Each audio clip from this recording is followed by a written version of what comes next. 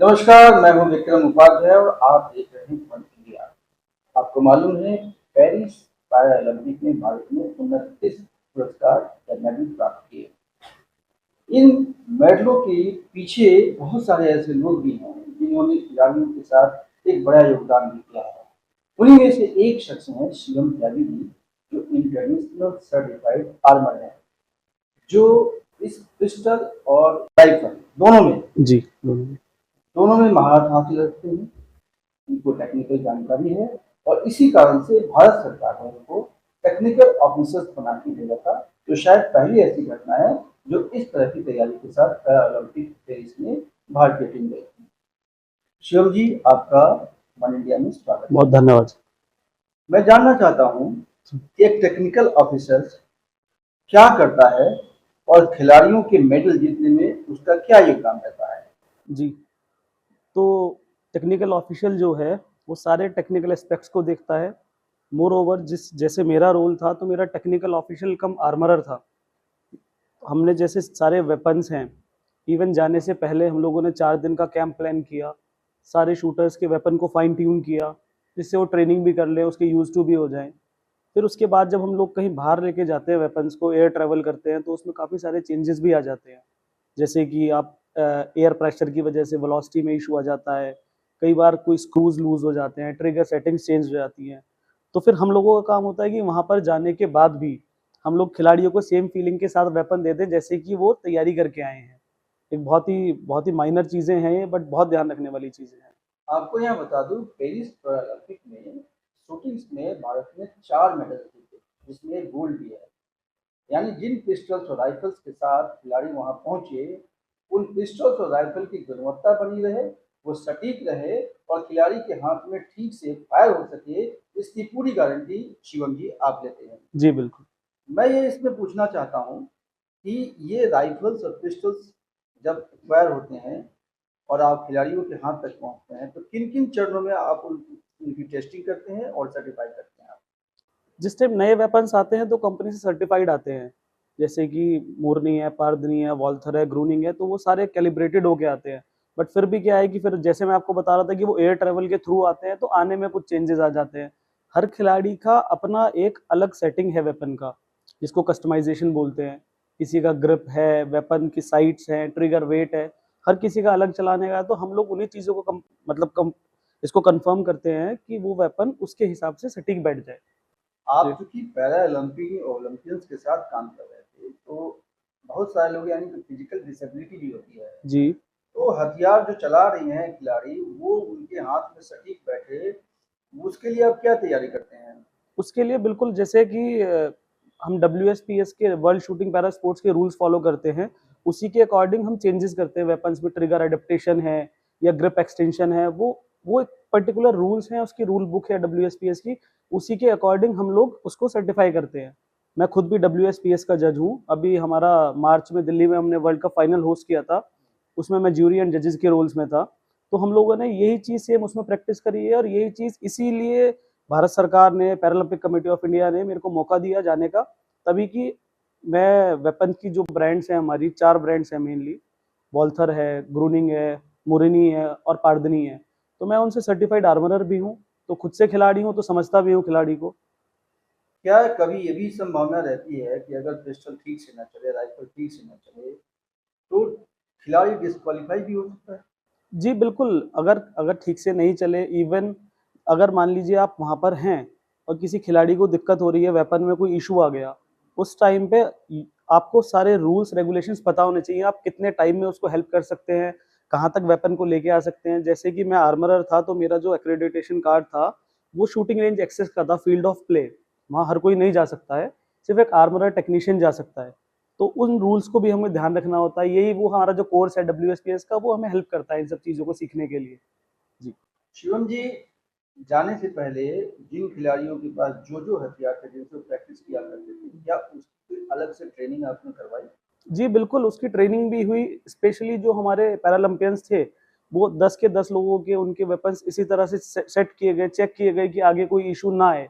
Further भी challenges आ जाते हैं, जैसे हम लोग वहाँ पे थे, तो हमारे साथ एक चैलेंज आ गया कि एक खिलाड़ी का हमारा पिस्टल स्लिप हो गया किसी वजह से। तो उसकी हमारी साइट्स टूट गई, काफ़ी सारे ऐसे चैलेंजेस आ जाते हैं, तो उसी के लिए हम लोग वहाँ होते हैं रिस्क मैनेजमेंट के लिए। अगर कोई इशू हुआ है तो हमें उसको फटाक से सॉल्व करना है, खिलाड़ी को वापस से लेन पे लेके जाना है। जो टेक्निकल ऑफिसर के तौर पे जब आप गए तो मुझे लगता है इसकी आवश्यकता 2021 के ओलंपिक में शायद आ गई थी, जब एक खिलाड़ी का क्रिस्टल वो काम नहीं किया था एंड समय पे। जी। मुझे वो इंसिडेंट मुझे याद है, आप कुछ बताना चाहेंगे इसमें? बिल्कुल, ये हमारे एक खिलाड़ी के साथ हुआ था और बड़ा ही दुर्भाग्यपूर्ण था उस टाइम पे, क्योंकि हम हमारे यहाँ से कोई टेक्निकल ऑफिशियल भी नहीं था उस टाइम पे और शायद कंपनियां भी मदद नहीं कर पाई थी उस टाइम पे। उस बच्चे ने अब की बार इवन टोक्यो इसमें पेरिस में मेडल भी जीता है, तो उस बच्चे में काबिलियत तभी भी थी, बट इक्विपमेंट फेल होने की वजह से हमें एक मेडल हारना पड़ा उस टाइम पे। तो इस बार भारत सरकार ने, साई ने इतनी हेल्प करी है, फर्स्ट टाइम पे कोई टेक्नीशियन साथ में भेजे, तो ये बिल्कुल हमारे लिए एक प्लस पॉइंट रहा इस बार। मुझे जानकारी है कि केवल 10 ही गए थे आपके शूटिंग जी। प्रतिस्पर्धा में और उसमें से आप 4 मेडल जितवा के ले आए। जी, जी, बिल्कुल। प्रधानमंत्री से कल मिले हैं आप, जी, जी, क्या जी। उनकी प्रतिक्रिया थी? प्रधानमंत्री जी का जो सपोर्ट था, वो बहुत ही शानदार था। जिस हिसाब से उन्होंने शूटर्स के साथ इंटरेक्शन किया, मतलब उन्होंने एक परिवार को बच्चों को महसूस कराया कि वो एक परिवार के अंदर है और परिवार के मुखिया के सानिध्य में वो सब ये कर रहे हैं, वो कवर्ड हैं पूरी तरह से। उन्होंने आश्वासन भी दिया।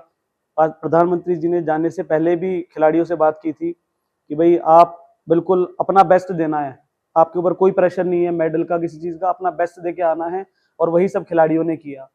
प्रधानमंत्री जी ने इवन कल, जैसे हम सारे लोग थे, मेनली हमारे कोचेस थे, इवन शूटिंग टीम के साथ हमारे जो चेयरपर्सन है जेपी नौटियाल जी, उनका बहुत बड़ा रोल है। सुभाष राणा जी जो हमारे नेशनल कोच हैं, विवेक सैनी जी हैं असिस्टेंट कोच, और जीवन लाल राय जी भी राइफल कोच हैं।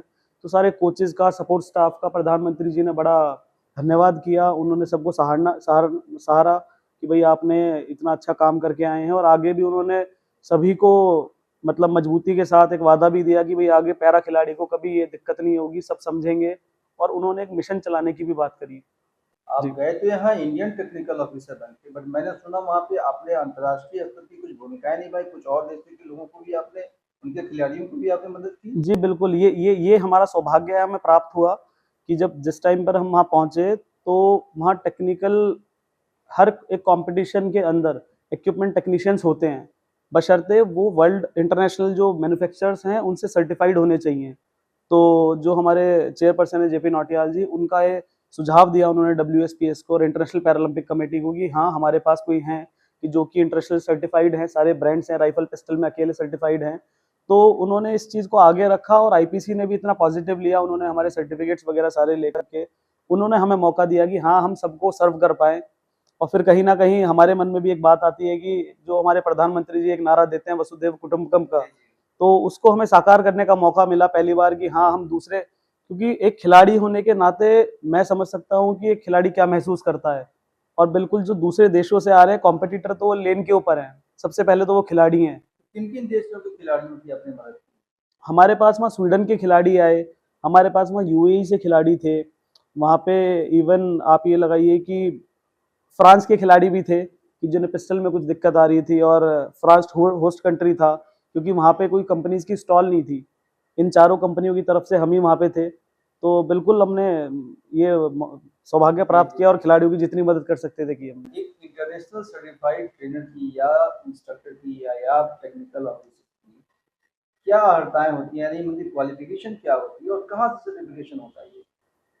इस क्वालिफिकेशन के टाइम टाइम पे आपकी ट्रेनिंग चलती है, जो भी नए वेपन्स आते हैं, जो कंपनियां नई टेक्नोलॉजी यूज करती हैं कंपनीज, तो उसको लेकर के वो पर्टिकुलरली जो लोग इंटरेस्टेड हैं, जो लोग कैपेबल हैं, उनको ट्रेन करती हैं।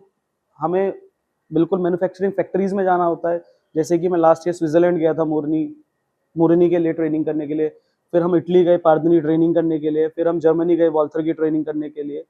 तो ऐसे हम इंडिया में सिर्फ अभी लास्ट ईयर 2 ही लोग गए थे हम लोग, मैं और एक पवित्र मलिक जी हैं।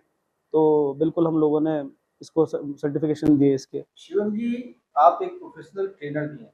जी, जी, जी। अभी जो भारतीय शूटिंग की जो प्रतिस्पर्धाएं हैं, जो लगातार हमारे खिलाड़ी बहुत अच्छा कर रहे हैं, आपकी ट्रेनिंग में और कितने ऐसे खिलाड़ी आप देखते हैं या हिंदुस्तान में कितने ऐसे खिलाड़ी देखते हैं जो आने वाले समय में भारत के लिए मेडल जीत सकते हैं?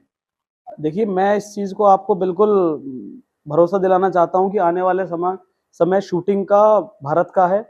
हम अभी भी बहुत अच्छे, हम टॉप 20 मेडलिस्ट में हैं टोटल अदर स्पोर्ट्स में भी। और शूटिंग के खेल को लेके हमारे पास इतने प्रॉमिसिंग टैलेंट्स हैं कि दुनिया में मुकाबला नहीं होगा शूटर्स का। इतने अच्छे शूटर्स हम लोग तैयार कर रहे हैं। मैं गाजियाबाद शूटिंग क्लब का हेड चीफ कोच हूँ वहाँ पे।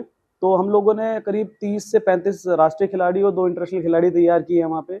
तो वो भी आने वाले टाइम पे आपको दिखेंगे ज़रूर। अभी इस पैरालंपिक टीम के साथ तो मैं एज़ अ इक्विपमेंट टेक्नीशियन था, टेक्निकल ऑफिशियल था। तो बिल्कुल उन चीज़ों को महसूस किया है, जो सीनियर कोचेज़ हैं, उनसे सीखा भी बहुत कुछ है, वहाँ जाके बहुत कुछ है सीखने का। तो हम उनको अब आगे लागू ये करेंगे। कहा जाता है कि जो शूटिंग की प्रतिस्पर्धा है, ये अमीर लोगों के लिए है, क्योंकि इसकी जो राइफल्स या पिस्टल्स की कीमत बहुत होती है। क्या ये सही है?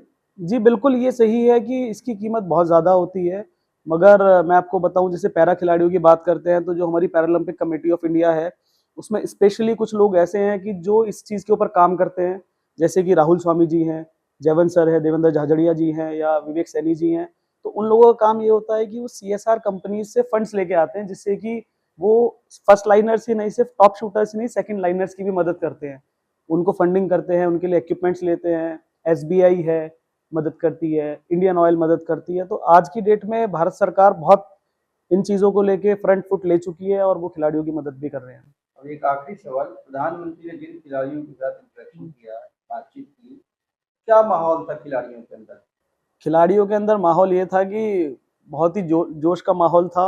और इवन हमारे पैरा एथलीट्स के खिलाड़ी हैं, उन्होंने बोला कि भाई सबके ऊपर उन्होंने बोला कि आप पीएम का मतलब आपका, सब लोगों के लिए आप प्रधानमंत्री हैं, मगर हमारे लिए आप परम मित्र हैं, क्योंकि आपने इतना कंफर्ट किया हमें, आपने इतना सपोर्ट किया, जो पहले कभी नहीं मिलता था पैरा एथलेटिक्स को। वो रेपुटेशन दिलाने का काम किया। इवन उन्होंने वादा किया कि अभी मैं इस चीज़ पे काम करूंगा कि आम जनता को पता चले कि एक पैरा खिलाड़ी क्या क्या महसूस करता है, उसको क्या महसूस करना चाहिए। तो बिल्कुल बहुत ही अच्छा रहा। तो आप हैं शिवम त्यागी जी, जो भारतीय शूटिंग प्रतिस्पर्धा में इस बार पैरा ओलंपिक में एक टेक्निकल ऑफिसर के तौर पर गए और भारत को 4 मेडल इस प्रतिस्पर्धा में दिलाए भी उन्होंने। प्रधानमंत्री से मिलकर बहुत खुश हैं और ये उम्मीद कर रहे हैं कि भारतीय शूटिंग प्रतिस्पर्धा का भविष्य बहुत उज्जवल होगा और आने वाला समय भारत का होगा। आप वन इंडिया के साथ जुड़े रहिए और देखते रहिए खास साक्षात्कार हमारे साथ।